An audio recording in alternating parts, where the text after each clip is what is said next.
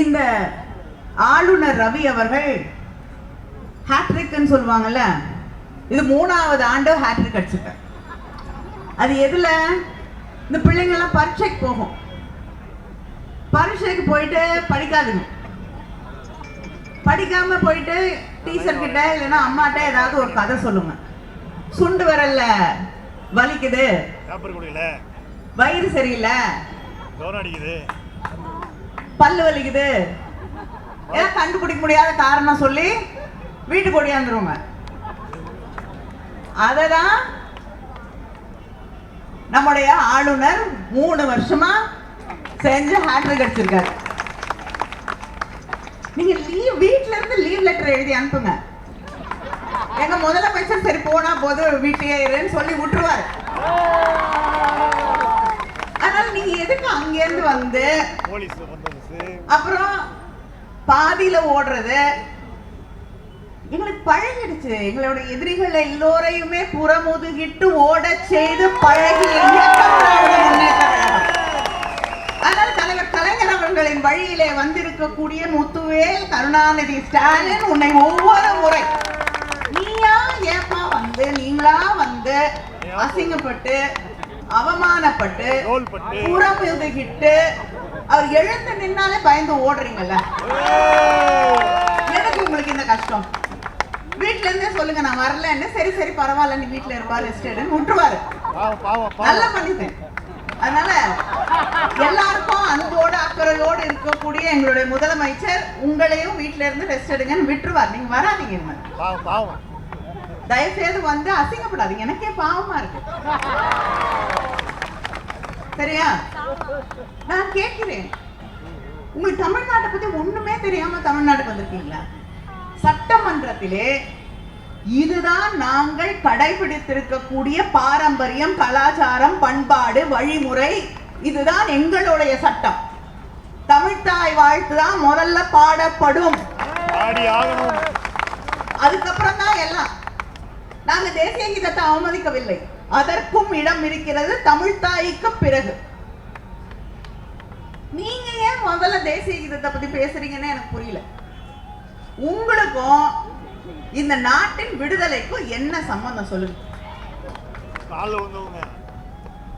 தமிழ்நாட்டிலிருந்து எத்தனையோ பேர் இந்த நாட்டின் விடுதலைக்காக போராடி, எங்கள் தந்தை பெரியார் உட்பட போராடி இந்த நாட்டிற்காக சுதந்திரத்தை பெற்று தந்திருக்கிறார்கள்.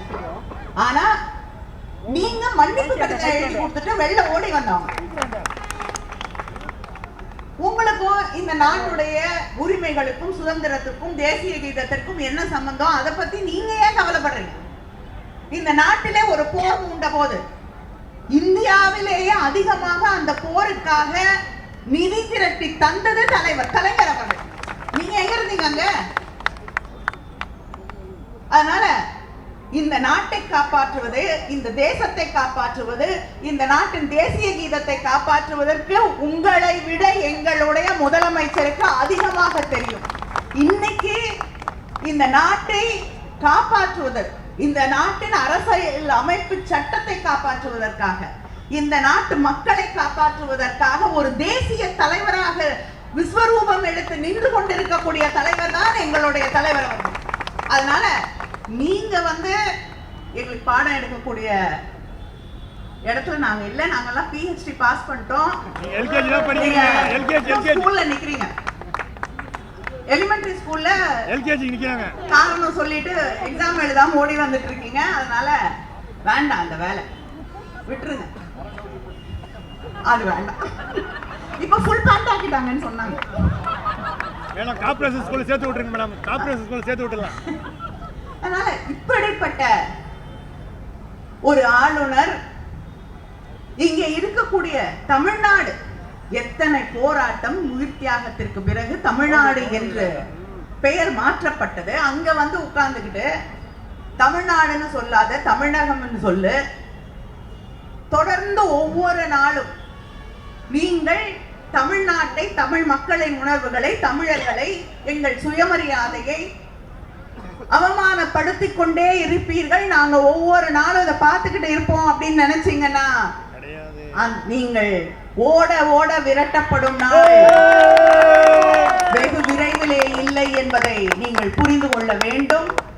எங்கள் முதல்வர் மிக பொறுமையாக இருக்கக்கூடியவர். ஆனால் அந்த பொறுமைக்கும் ஒரு எல்லை உண்டு என்பது பொறுத்தது போதும் மனோகரா பொங்கியது என்று எழுதிய தலைவர் கலைஞரின் வழியிலே வந்தவர்கள் நாங்கள்.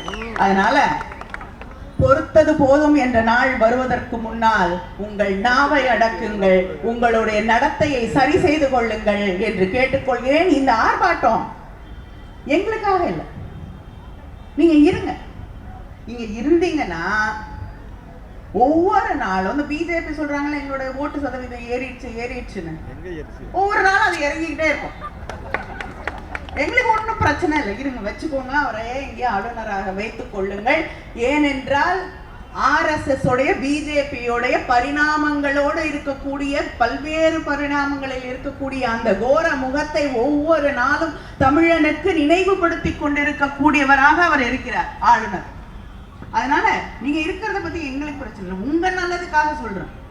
கடைசியில ஒரு ஓட்டு கூட வாங்க முடியாத நிலையில கொண்டு வந்து பிஜேபியை நிறுத்தக்கூடிய நிலை வந்துவிடக் கூடாதுன்னு தான் தளபதி அவர்கள் அவரை மறுபடியும் அழைத்துக் கொள்ளுங்கள். இந்த தமிழ்நாட்டிலே அவர் வேண்டாம் வேண்டாம் வேண்டாம் என்று இந்த கண்டன ஆர்ப்பாட்டத்தை நடத்த சொல்லி இருக்கிறார்கள். அதனால உங்க நல்லதுக்கும் சேர்த்து சொல்றேன், தயவு செய்து கூட்டிட்டு போயிருங்க, இல்லைன்னா நீங்க தான் கஷ்டப்படுவீங்க. எங்களுக்கு ஒரு பிரச்சனையும் இல்லை.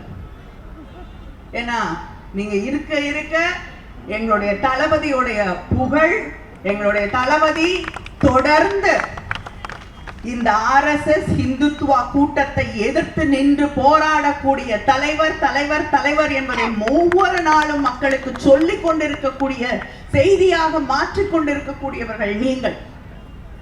யாரை நம்பி தமிழ்நாடு வர வேண்டும் என்பதை, யார் மக்களின் உரிமைகளுக்காக, தமிழர்களின் சுயமரியாதைக்காக போராடக்கூடியவர், எந்த தலைவர், எந்த இயக்கம், திராவிட முன்னேற்ற கழகம் என்று சொல்லக்கூடிய அந்த நிலையிலே தமிழ்நாட்டு மக்களை எல்லாம் கொண்டு வந்து ஒருங்கிணைத்து இங்கே கண்ணுக்கு எட்டிய தூரம் நிற்கக்கூடிய இந்த கூட்டத்தை போல ஒவ்வொரு இடத்திலும் அந்த கூட்டத்தை கொண்டு வந்து சேர்க்கக்கூடியது உங்களை நாங்கள் தொடர்ந்து எதிர்ப்போம் எதிர்ப்போம் எதிர்ப்போம்.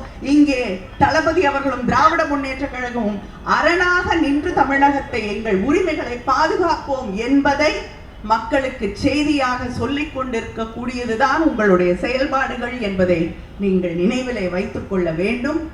ஒவ்வொரு வருஷம் பொங்கல் வருதா, புது வருஷம் வருதான்னு இல்லை, ஆனா ஆளுநர் வந்து பிரச்சனையை கிளப்புவது என்பது தொடர்ந்து நடந்து கொண்டிருக்கக்கூடிய ஒரு செயலாக மாறிக்கொண்டிருக்கிறது. எத்தனை ஆளுநர் தயாநிதி அவர்கள் பேசும்பொழுது சொன்ன போல ரப்பர் ஸ்டாம்ப், வீட்டுல இருங்க, ஏதாவது திறக்கிறதுக்கு கூப்பிட்டாங்க, நிகழ்ச்சி கூப்பிட்டாங்கன்னா போங்க, என்ன பேசணும்னு புரிந்து கொண்டு பேசுங்க. இதையெல்லாம் விட்டுட்டு ஆளுநருக்கு ஏன் அரசியல்? ஆளுநர் அரசியல் பேச வேண்டிய தேவை இல்லை, அவசியம் இல்லை, நியாயம் இல்லை. ஆனா தொடர்ந்து அரசியல் பேசிக்கொண்டு ஒவ்வொரு நிகழ்ச்சியிலும் பிரச்சனைகளை எழுப்பிக்கொண்டு ஒவ்வொரு முறையும் இங்கே இருக்கக்கூடிய அரசை விமர்சனம் செய்து கொண்டு, இதைவிட நல்ல ஆட்சி இந்தியாவிலே வேற எங்கேயும் இல்லைன்னு சொல்லக்கூடிய அளவுக்கு திராவிட மாடல் ஆட்சியை நம்முடைய முதலமைச்சர் அவர்கள் நடத்தி கொண்டிருக்கிறார். ஆனா திராவிட மாடல் ஆட்சின்னு சொன்னாலே உங்களுக்கு கஷ்டம். போன தடவை அந்த வார்த்தையை கூட திராவிட மாடல் ஆட்சின்னு சொல்றத கூட நான் சொல்ல முடியாதுன்னு சொன்னவர் தான் இந்த ஆளுநர். அவ்வளவு பயம். திராவிடம் அப்படின்னு சொன்னாலே அவங்களுக்கு தூக்கத்துல கூட கனவுல கூட பயம் வரக்கூடிய ஒரு வார்த்தையாக அந்த திராவிட மாடல் ஆட்சியை மாற்றி தந்திருக்கக்கூடிய திராவிட முன்னேற்ற கழக ஆட்சி, நம்முடைய முதலமைச்சருடைய ஆட்சி இங்கே நடைபெற்று கொண்டிருக்கிறது. 3வது வருஷம் இன்னைக்கு நேத்து நடந்து வெளில போயிட்டார். நான் கேட்கிறேன், மற்ற மாநிலத்துல எல்லாம் வந்து கவர்னரை மாத்துறீங்கல்ல, கேரளால மாத்திருக்கீங்க, மணிப்பூர்ல மாத்திருக்கீங்க, பீகார்ல மாத்திருக்கீங்க, ஏன் இந்த கவர்னரை மட்டும் இங்க தமிழ்நாட்டுல அச்சடிச்சு வச்சாமல சாசனம் எழுதி வச்சா போல ஏன் இங்க வச்சிருக்காங்க பிஜேபி? நாம் ஒன்றை புரிந்து கொள்ள வேண்டும். தொடர்ந்து அவர்களை அச்சுறுத்தி கொண்டிருக்கக்கூடிய ஒரு இயக்கம் அவர்களை இருக்கிற இடத்துல வைத்துக் கொண்டிருக்கக்கூடிய ஒரு தலைவர் நம்முடைய முதலமைச்சர் அண்ணன் தளபதி அவர்கள். அதனால நமக்கு தொடர்ந்து தொல்லை தர வேண்டும். நமக்கு தமிழ்நாட்டிலே தொடர்ந்து குழப்பங்களை உருவாக்க வேண்டும். தமிழ் மக்களை, ஓட்டு போடாத தமிழ் மக்களை கொச்சைப்படுத்தி கொண்டிருக்க வேண்டும். தமிழ் தாயை, தமிழ் மொழியை, இங்கே நம்முடைய உணர்வோடு கலந்திருக்கக்கூடிய நம்முடைய மொழியை தொடர்ந்து அவமானப்படுத்தி அதற்கு தர வேண்டிய மரியாதையை இல்லாமல் செய்ய வேண்டும் என்று ஒருவரை கொண்டு வந்து இங்கே வைத்த பிஜேபி ஆட்சி தொடர்ந்து நமக்கு என்னென்ன இன்னல்களை உருவாக்க முடியுமோ அதையெல்லாம் செய்து கொண்டிருக்கிறது. ஆனா எது வந்தாலும் தாங்கி நிற்கக்கூடியவர்கள் தான் திராவிட முன்னேற்ற கழகத்தின் தோழர்கள் என்பதை புரிந்து கொள்ளாதவர்கள் அவர்கள் ஒன்றை புரிந்து கொள்ள வேண்டும்.